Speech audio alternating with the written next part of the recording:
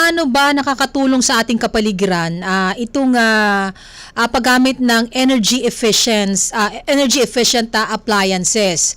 Kasi nga 'di ba parang parang yung mga hindi energy efficient na mga appliance sinasabing nag-i-emit sila ng mga greenhouse gases. Paano niyo po sa amin papaliwanag ito, Direktor? Oo. Yung sa pangkalahatan natin na paliwanag, kaya natin pinopromote yung mga energy efficient, yung atin pong mga options or energy conservation practice.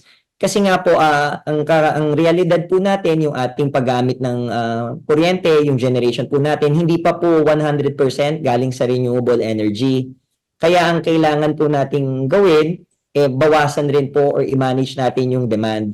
Ang kayang gawin ng ating mga kababayan dito sa equation na ito, yun nga yung pagkonsumo nila. Pag sila ay gumamit ng mga efficient na appliances, mas hindi po sila kumukonsumo ng kuryente. At pag hindi naman po sila kumukonsumo ng ganong kalaki sa kuryente, yung atin pong desire na i-power po yung ating grid, halimbawa ng renewable energy, kaya na pong tustusan to.